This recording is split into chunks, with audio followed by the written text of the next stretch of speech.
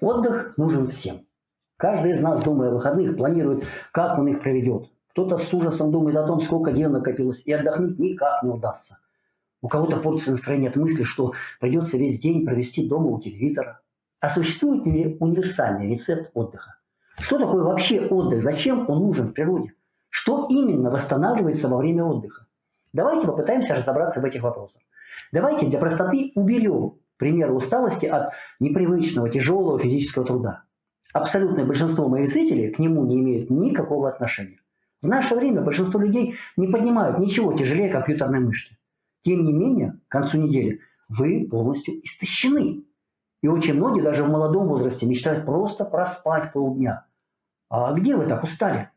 Вы притворяетесь? Нет. Вы действительно измотаны. Но почему? И как это исправить? А еще лучше, как это предотвратить? Мы уже договорились, что наши мышцы не устали, сердце, печень, почки, легкие тоже не работали с увеличенной нагрузкой. Так какая система в организме требует отдыха? Нервная. А как нервные клетки, нервные волокна могут уставать? Что ж такого они делают, что наступает истощение?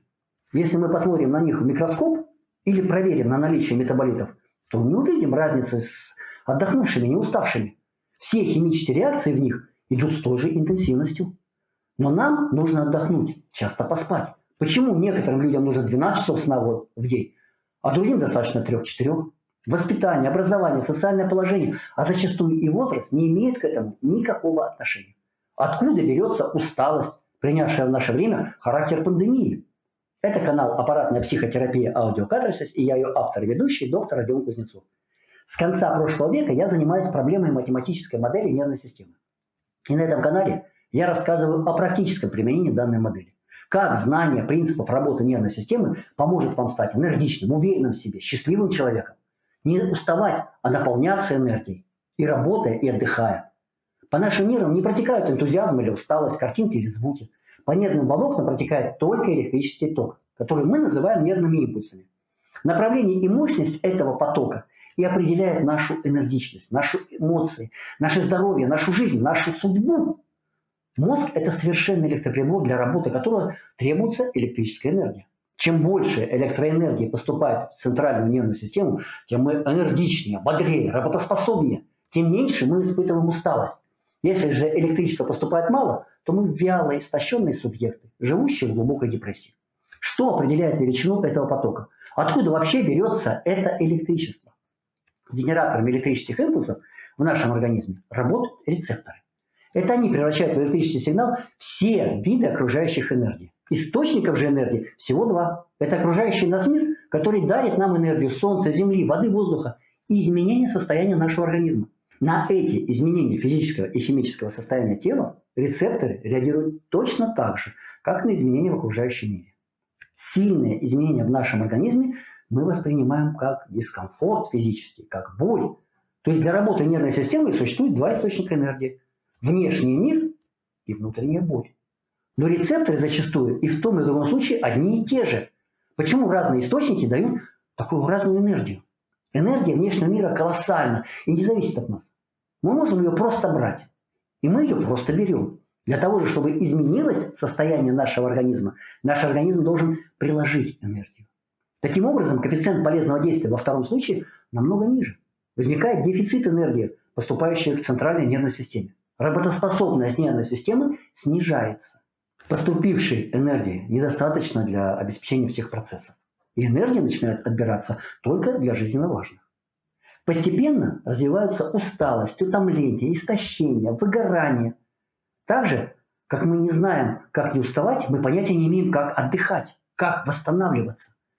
Если усталость нарастает, увеличивается дефицит энергии в нервной системе, то у вас все меньше и меньше возможности восстановиться. Поэтому давайте сначала поговорим о том, как меньше уставать, а потом, как лучше отдыхать. Хотя это одни и те же процессы, одни и те же советы, одни и те же действия. Как ни банально это звучит, но чтобы не уставать, нужно заниматься только теми делами, которые приносят вам удовольствие, делают вас энергичнее. Я прямо вижу и слышу, как вы подпрыгнули от гнева. Глупости, это невозможно, есть обязательства, обязанности, долг. А кто вам это сказал? Почему вы думаете, что это правда, что это есть? Кто, кроме вас, заставляет вас городить барьеры в своей жизни, в своем здоровье? Кто заставляет вас делать то, что не приносит вам удовольствия. Причину всего этого вы можете внимательно рассмотреть в зеркале. Почему вы считаете все вышесказанное трудновыполнимым? Потому что вы никогда этого не делали. Скажите, чего вы хотите? О чем вы мечтаете? Вы начнете перечислять кучу всего. Причем начнете с денег. Это неправда. Я предлагаю вам сделать простое задание. Напишите на листочке, чего вы хотите. Все, что взбредет вам в голову. Посмотрите на этот внушительный список. А теперь прочитайте каждое желание. И ответьте на один вопрос. Будете ли вы счастливы, если это желание исполнится? Сейчас, через год, через 10 лет. Если на 1-2% ваших желаний вы ответите «да», то это хороший результат. Все остальные записанные вами желания не вызовут у вас никаких положительных эмоций. Это не ваши желания. Это желания, навязанные вам обществом. А если вы всю свою жизнь занимаетесь тем, что не делает вас счастливым, то какой результат вы хотите получить? Единственным результатом будет истощение, ухудшение настроения, ухудшение здоровья. Более подробно о том, как правильно выполнить это задание, вы можете посмотреть видео «Формула успеха». Ссылки я оставлю. Не будем на этом останавливаться. Ведь тема нашего видео – как правильно отдыхать. Ваши друзья и знакомые наперебор будут давать вам свои советы идеального отдыха. Но это идеальный отдых для них, не для вас. А что делать вам? Если вы истощены, то ни на что, кроме тюленевого отдыха, лежания на диване, вы не способны. Поэтому потратьте несколько минут своего выходного дня на выполнение вышеописанного задания. И начните претворять в жизнь результат. Тогда к субботе у вас уже будут оставаться силы. А куда их потратить? Не нужно тратить, нужно увеличить запас энергии в организме, в нервной системе. Как? Да точно так же. Подумайте, запишите, представьте, какая деятельность принесет вам радость. Не вашим коллегам, не вашим друзьям, не вашим родным, только вам. Сделайте это. Если вы займетесь этим с утра, то остаток дня вы будете счастливы. Если вы отложите это на вечер, то все время до вы будете в предвкушении. Ваше настроение будет все это время приподнятым. Конечно, в быту много дел, которые нужно делать, но они не приносят радости. Разделите эти дела в семье так, чтобы каждому достались те дела, которые не вызывают неприязни. Один не любит пылесосить, другой ненавидит мыть посуду. Поменяйтесь. Не разрушайте свое здоровье, не вгоняйте свою нервную систему в энергетический коллапс. Отдыхайте так же, как и работаете, с удовольствием.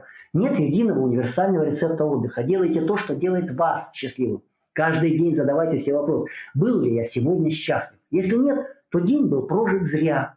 Но этот рецепт для молодых или для людей более-менее энергичных.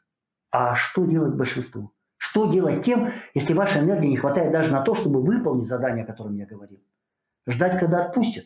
Не отпустят. С каждым годом ситуация будет только ухудшаться. Дом, работа, работа, дом. И лишь иногда будет щемить сердце от мысли, что жизнь прошла впустую. У вас есть дом, работа, семья, деньги, но нет единственного, что имеет ценность. Счастье. Можно ли помочь вам? Можно. Более подробно о работе нервной системы читайте в книге «Медицина, которой нет». Ссылки в описании. Предлагаю попробовать метод аппаратной психотерапии аудиокатарсис. Этот физиотерапевтический метод исходно создавался для восстановления нормальной проводимости нервных путей за счет снижения их электрического сопротивления. Как следствие, боль, как альтернативный источник энергии, становится не нужна. Дефицит энергии не накапливается. В вашу жизнь возвращается энергичность, радость, работоспособность. К вам возвращается способность с удовольствием работать и с удовольствием отдыхать. Сеанс проводится очень просто. Вы надеваете наушники и продолжаете заниматься своими делами. Лучше, даже лучше, если это будут нелюбимые дела. Достаточно быстро вы заметите, что вы делаете эти дела быстрее и с меньшим неудовольствием. Еще немного времени эти дела станут приносить вам радость. Вы будете мечтать ими заниматься. Нереально? Попробуйте. 5 суток после регистрации на сайте вы получаете бесплатно, чтобы проверить на себе эффективность. Если ваш дефицит энергии велик, и вы способны только лежать, втыкая в экран, то у вас сначала появится желание что-то делать.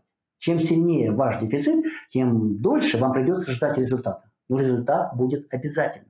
В комментариях обычно пишут, зачем нам это любить? Я не хочу этим заниматься. Мне это неприятно, и выбор за вами.